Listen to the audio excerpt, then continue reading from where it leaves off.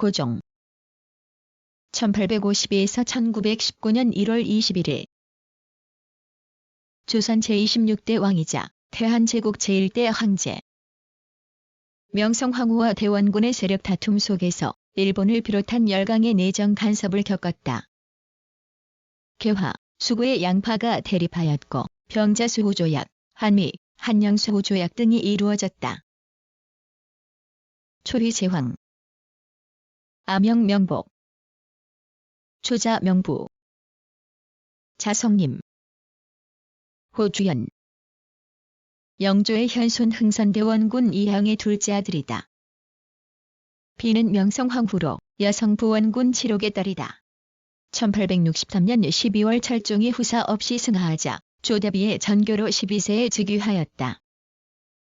세왕의 나이가 어리므로 이에 따라 조대비가 수렴 청정하였으나 대정을 협천하게 한다는 명분으로 정권은 대원군에게 넘어가 이로부터 대원군의 10년 집정시대가 열렸다. 적신세도 정치의 배제, 붕당문벌의 폐해 타파, 당파를 초월한 인재의 등용, 의정부의 권한 부활에 따른 비변사의 폐지 및 삼군부의 설치, 한강 양화진의 포대 구축에 따른 경도 수비 강화, 양반으로부터의 신포 징수, 양반 유생의 바로 엄단 등은 고종 초기 10년 동안 대원군이 이룩한 치적이다. 그러나 경복궁 중수에 따른 국가재정의 파탄, 악화인 당백전의 주조와 민생의 피폐, 과중한 노역으로 인한 민심의 이반과 소요, 가톨릭교 탄압에 따른 8천여 명의 교도 학살, 동상수교 거부 정책, 병인 양료, 신미 양료 등 어두운 정치적 자취를 남기고 1873년 11월 명성황후의 공작에 따라 대원군이 섭정에서 물러나자 고종이 친정을 선포하게 되었다. 이로부터 정권은 명성황후와 그 일족인 민승호, 민경호, 민태호로 대표되는 민씨 일문의 세도 정치가 다시 시작되었다. 이때부터 고종은 명성황후와 대원군의 세력 다툼 속에서 국난을 헤쳐나가야 했다.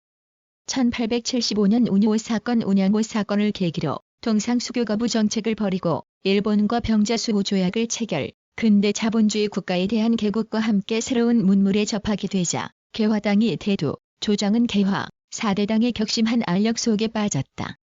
1881년 주사 시찰단을 일본에 파견하여 새로운 문물을 시찰하게 하고 군사제도를 개혁, 신식훈련을 받은 별기군을 창설하였으나 신제도에 대한 반동으로 1882년 이모군란이 일어나 개화, 수구 양파는 피비린내 나는 싸움을 벌이게 되어 1884년 갑신정변을 겪고 고종은 개화당에 의해 경우궁, 기동궁 등으로 이어하였다.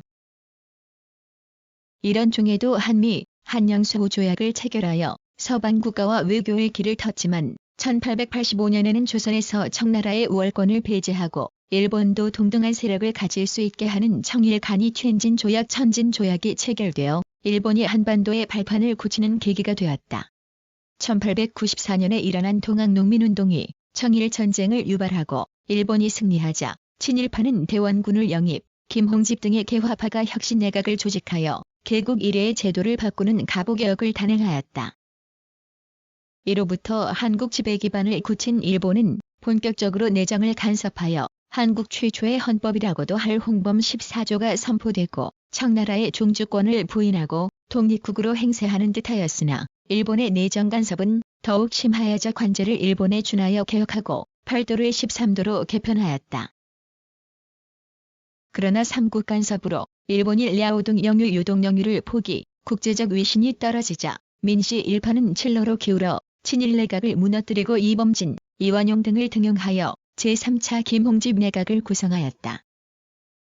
이에 맞서 일본 공사미우라고로 삼포오누는 1895년 8월 대원군을 받들고 일본인 자객들을 앞세워 경복궁으로 들어가 명성황후를 시해 고종에게 강압하여 칠러파 내각을 물러나게 하고 육일준 등을 중심으로 제4차 김홍집 내각을 수립하였다.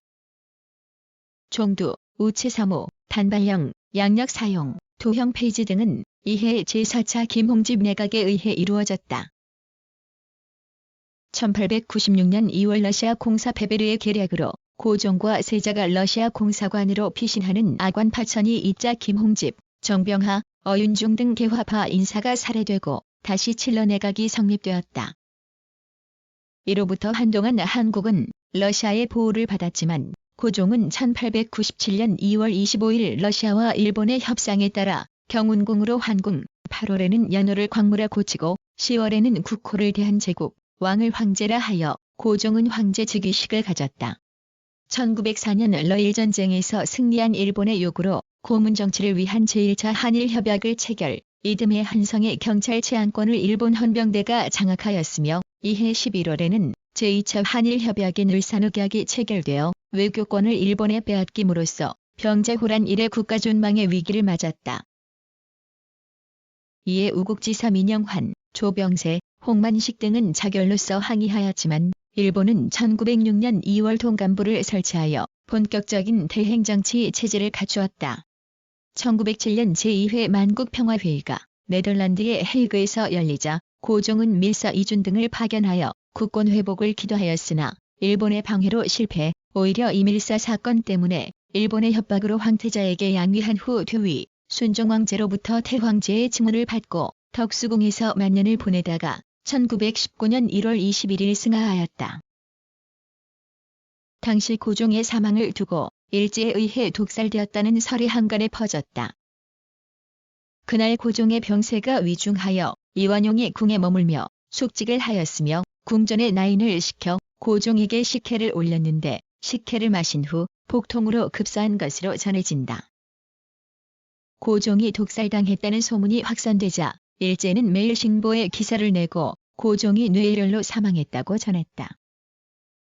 하지만 고종에게 식혜를 올렸던 나인 2명도 잇따라 사망했는데 고종 승하 후 이틀 뒤 23일에 나인 김씨가 감기로 급사하고 2월 2일에는 나인 박씨가 심한 기침으로 사망했다.